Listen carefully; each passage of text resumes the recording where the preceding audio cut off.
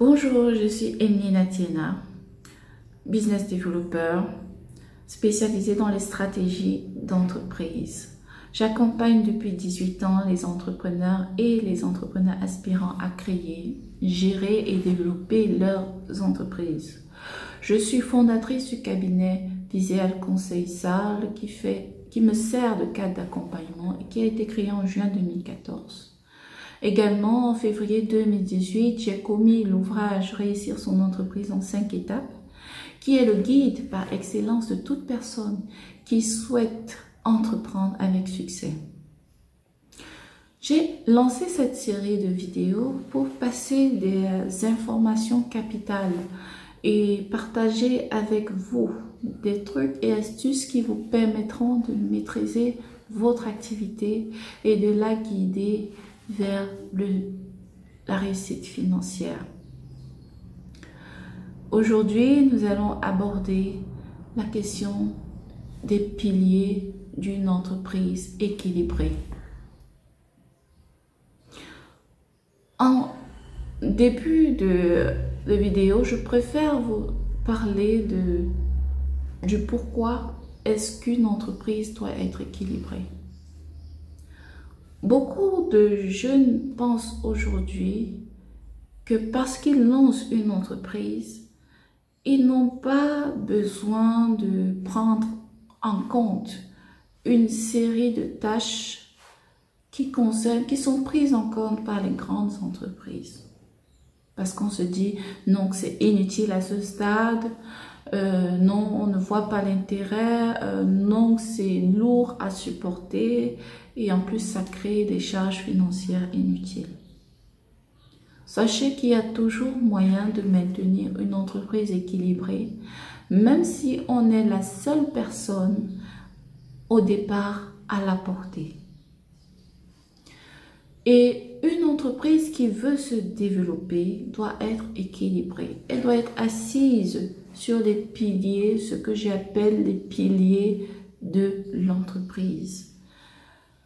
Et sachez également que ce soit une start-up, que ce soit une micro-entreprise, que ce soit une petite ou une moyenne entreprise ou une grande entreprise, sachez qu'une entreprise est une entreprise. La seule différence, c'est le chiffre d'affaires et le capital que l'entreprise a ou génère. Mais pour qu'une entreprise se développe, vous devez maîtriser son fonctionnement. Et ce fonctionnement se base sur les piliers d'une entreprise. Aujourd'hui, je vais vous parler de 6 piliers d'une entreprise et qui vous permettront d'équilibrer votre activité. Pour ceux qui veulent aller loin, c'est-à-dire avoir une entreprise qui vit à plus de 25-50 ans de vie, voire plus de 100 ans de vie. Le premier pilier d'une entreprise équilibrée, je dirais la stratégie.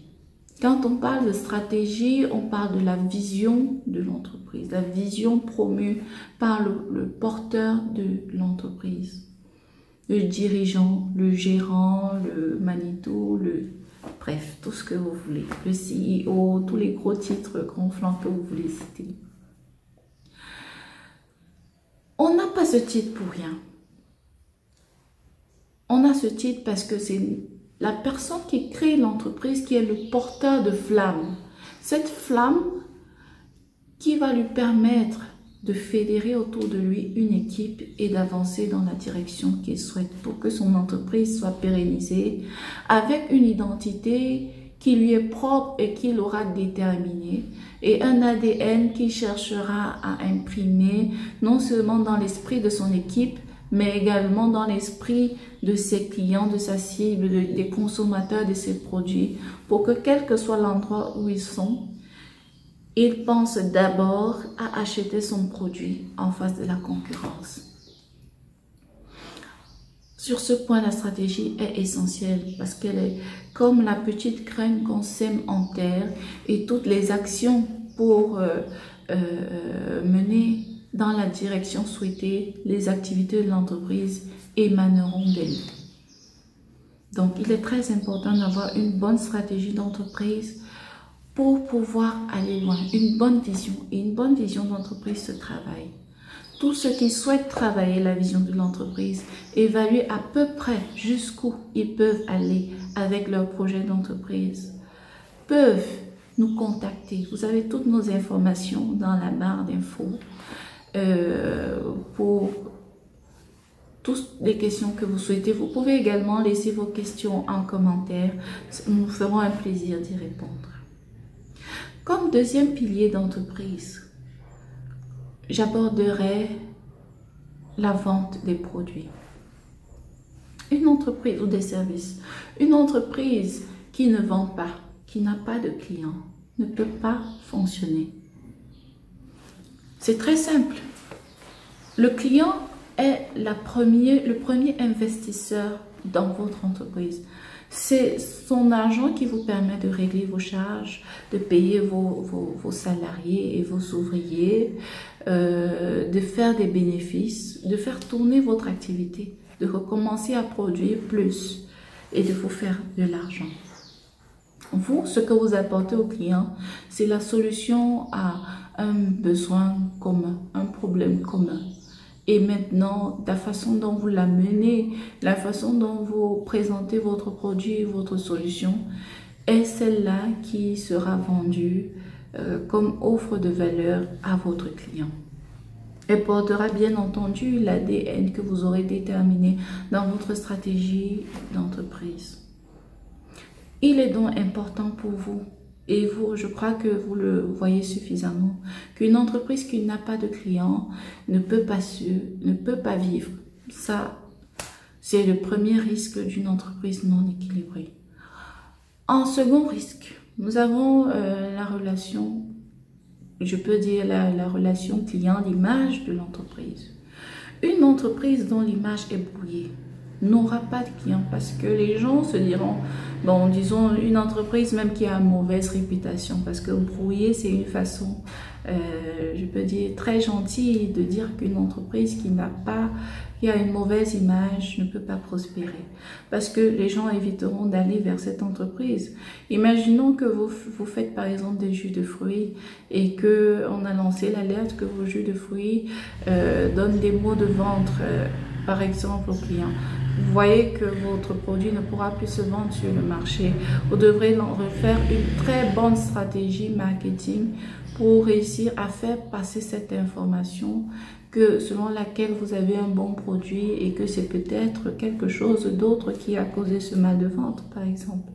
Vous voyez? Donc ça, ce sont des risques, les tout premiers risques. Une entreprise qui n'a pas une bonne relation client ou dont l'image est brouillée ne peut pas se développer. En troisième point, nous aborderons l'organisation de l'entreprise. Une entreprise qui n'est pas bien organisée. Suivez très bien. Une entreprise qui n'est pas bien organisée, même si elle fait des milliards de chiffres d'affaires, elle va s'éteindre à la longue. Parce que lorsque vous avez une organisation qui n'est pas bien faite, ou vous n'avez pas bien géré l'organisation de votre entreprise, l'organisation de votre entreprise comprend plusieurs points. Nous avons en premier lieu la gestion du personnel, tout ce que vous connaissez. Nous avons la gestion du matériel. Nous avons la gestion du climat social en entreprise. Lorsqu'une entreprise a un mauvais climat social en elle, alors forcément vous allez voir des gens qui vont créer des poches d'évasion fiscale rapidement et qui peuvent s'enfuir avec. Donc même si vous avez le milliard, beaucoup d'entreprises aujourd'hui ont ce souci-là. Même si vous avez le milliard, vous allez voir quelqu'un qui va créer une poche d'évasion financière et voilà, il ne pourra pas, l'entreprise ne rentrera pas dans ses bénéfices. Et au fur et à mesure qu'elle fera des pertes, elle sera obligée de s'éteindre. En cinquième point, nous allons aborder la question des finances. Une entreprise dont les finances sont mal gérées n'est pas viable.